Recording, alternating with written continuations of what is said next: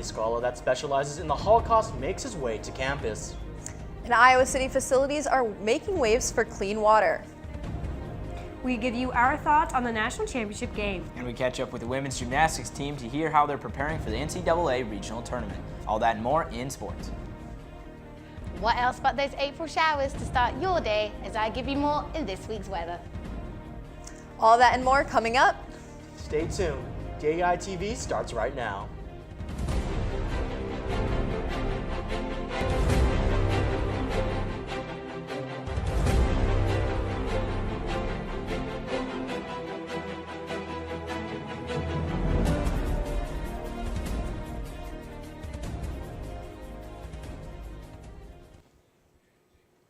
Good morning and thank you for tuning in. I'm Christopher Cervantes. And I'm Alexis Tansey. The UI student government election may be over, but the winners are still under scrutiny.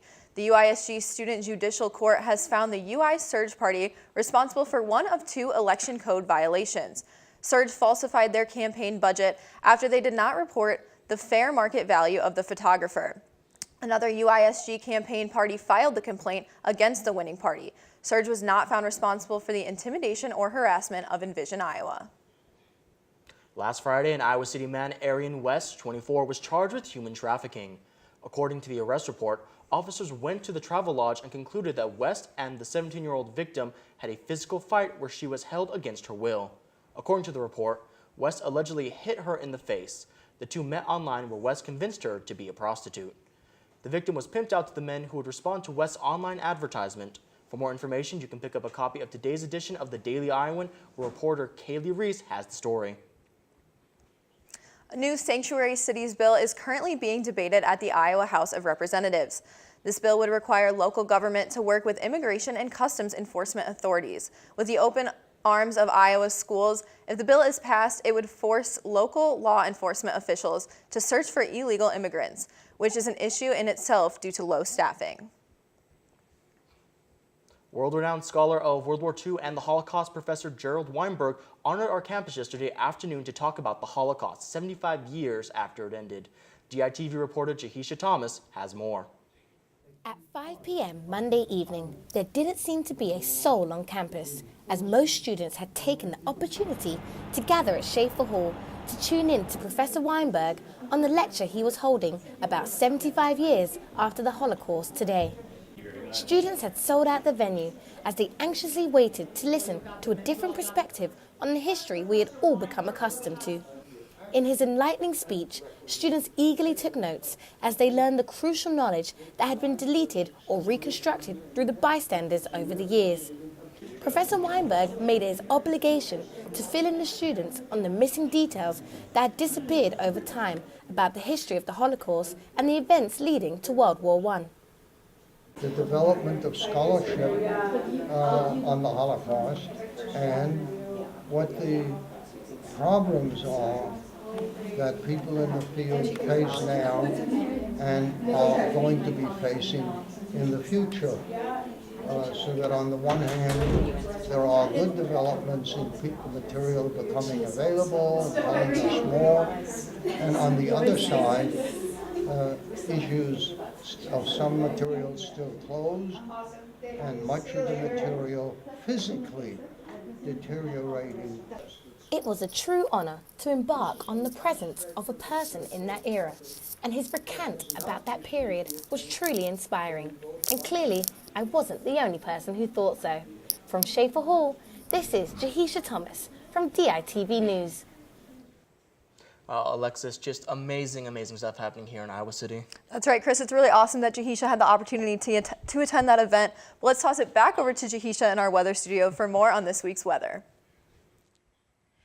Well, April showers couldn't be a better description, as we are definitely in abundance of some wet weather. As today we see those clouds cry their eyes out at a moody 38 degrees, before tonight seems to present only more gloomy weather at a miserable 21 degrees.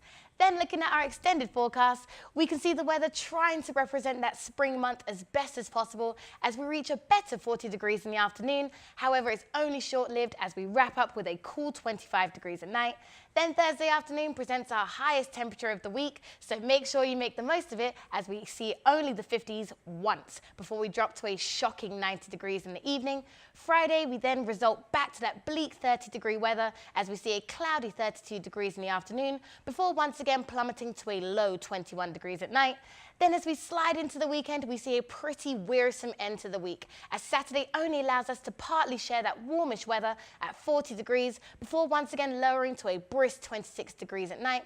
Then on Sunday, when there's that miserable rain, what else to accompany but that tiresome snow, as Sunday only again hits us with both at a cheeky 40 degrees before heading out the week with 32 degrees in the evening. So I'm hoping this is the last outbreak of snow I have to see, but other than that, the week seems to be partly cloudy, but it depends on how you want to look at it, because that also can mean mostly sunny.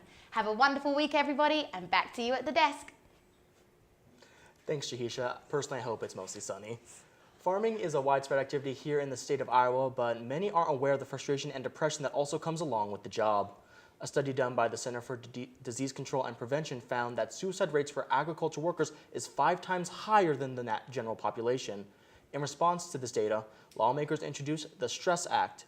This bill would provide states with resources to aid in the care of mental health, in addition to providing free mental health resource programs in farm communities. The Iowa Clean Water Bill aims to make water healthier for their residents. The University of Iowa's facilities are a little ahead of this curve. DITV News reporter JT Ward has more in Iowa City. The University of Iowa was built around the Iowa River, giving their campus an easy access to fresh water. The recent water purity bill that is in the Iowa legislation hopes to reduce the amount of nitrates in the river. The plant that gives the university clean drinking water will have a new $6 million treatment process to comply with that bill. Ben Fish will oversee the new filtration system and implementation. Our project is around a little less than $6 million. It's a project that's been in the works for about 3 or 4 years now, because we've seen a trend of increasing nitrogen levels in the river that we pull from to make the drinking water here on campus. And so that investment is to make sure that we can send water out to campus that doesn't have high levels of nitrogen that are above the limits that are dictated by the Clean Water Act. Nitrates from pesticides make their way into the water after crop treatment. Then water is sucked into this machine here, where eventually be brought into the building here, and the nitrates will be filtered out. The new system is planned to be finished by mid-April of this year. Construction company Portzin Construction is on schedule to complete their reverse osmosis system by that time. The funding was approved by the Board of Regents in 2015 and will be paid for from the budget of facilities. JT Ward, DITV. Thanks, JT. And Chris, that's just one of many bills being debated in the Iowa legislature right now. Well, it's a busy time here in Iowa, and speaking of busy, it's been a very busy weekend in the world of college sports. Let's toss over to Bo and Lucy in the sports studio, where they have more. Thanks, guys. You're right. It was a super busy weekend in the sports world between spring sports, and then both the men's and women's basketball closed out their season with their national championship games. That's right, Lucy. The women's national championship game took place Sunday night with the Fighting Irish taking the win with a last-second shot to beat Mississippi State. So congrats to Notre Dame on the first national championship in 17 years, and congrats to our sports director, Mary Kate. And I know what you're thinking, and yes, she did write that. And if I had any creative freedom, I would not be saying it. Well, last night was the men's national championship game where Villanova won for the second time in the past 3 seasons, beating the Big Ten's Michigan Wolverines 79-62. This tournament was definitely one to remember, upset after upset from number 1 seed Virginia, losing to a 16 seed in the first round, and Loyola making it all the way to the Final Four, to Sister Jean becoming a international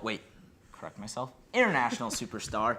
So a lot of great things going on in this tournament. Lucy, I'm guessing your favorite part was Duke losing and never getting to see Grayson Allen in a Blue Devil uniform ever again. Yeah, it was an emotional night for me last night. I really thought this was Duke's year, like I think every year. But I'll tell you right now, next year, it's Duke's year. We'll see. Well, hopefully we can witness the Hawkeyes in a tournament next year or in the next couple of years, but with the talent they already have and are getting in the next 2 years, I have faith they'll be able to make it there. I think my Blue Devils will be there. But the Iowa men's tennis team moved to 12-10 on the season, winning 3 of their 4 weekend home matches. One player has been supporting his teammates in his own way on the road to a winning record. With more is Will Silverstein. Jason Kirst is a sophomore athlete on the Iowa men's tennis team, and while you may not always see him on the court, you can hear his vocal and emotional support for his teammates. It's a role he's had to adjust to, but is good at, as the Hawkeyes are in contention for making the NCAA tournament. The thing that we talked about at the end of the first semester and towards the start of this semester was really embracing your role in this team and kind of understanding what that is. So I've had a lot of talks to Coach Wilson about what my role is, and he's kind of explained to me that I can try to be the rock of this team, be the energizer of this team, and I've tried to do my best to embrace that role. And so if you see me out there today, I was trying to pump everyone up, I was yelling after every single point, and that's really the role I'm trying to have. And so when I get my opportunity, that's great, but if I don't, I'm going to be like I was during Northwestern when I'm raising my hands and pumping everything up for everyone. So I'm really trying to do the best I can, whatever that role is. Kirst has provided encouragement and enthusiasm to his role on the team. I'm always a believer in whatever you put out, you're going to get back. So I want to give to this team whatever I would want when I'm playing. And so I think when I yell down to Joe, hey, let's go Joe, and then I'm playing and he yells, let's go Jason, that's great. Otherwise, if I'm not playing, I think it can really motivate people. You know, you can see guys at the end of maybe a doubleheader and they're dragging their head and kind of sinking a little bit, and then just one or two words can really pump people up and get them back going. So I think it really helps with momentum, and I think that being vocal is invaluable to this team. Kirst moved to 4-0 in singles on the season, sweeping both his matches against South Dakota State. Reporting from the HCRC, this has been Will Silverstein, DITV Sports. Kirsten, the Hawkeyes return to the HCRC in 2 weeks to take on Indiana and Purdue. The women's Gym Hawks got their ticket into a postseason run after the Big Ten meet. Alexis Gore has more.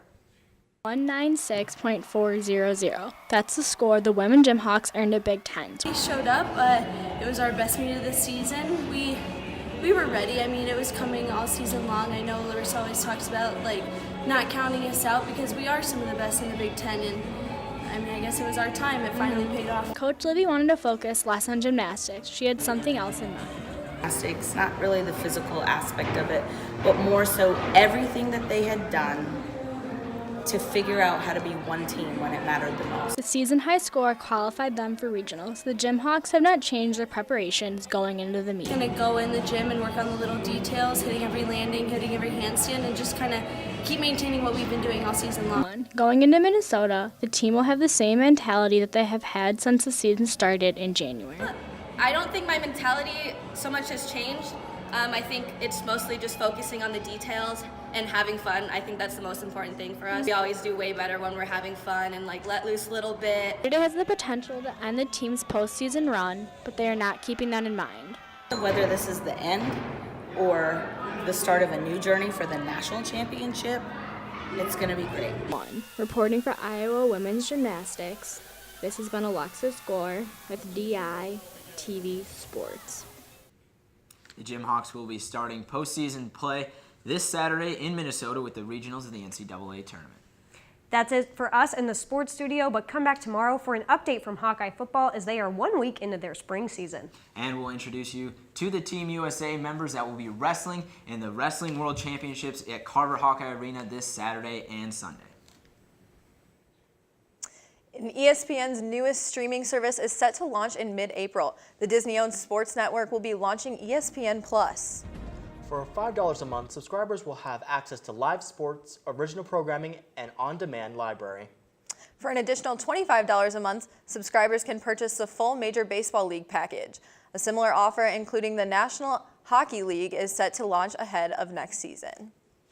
And that's all we have for you on this Tuesday morning edition of DITV. Be sure to check out our website, dailyiowan.com, for all the latest news. If that isn't enough of the Daily Iowan for you, be sure to check out our print edition of the news on Stands Now. For DITV, I'm Alexis Tanzi. And I'm Christopher Cervantes. Have a great day, Iowa City. We'll see you back here tomorrow.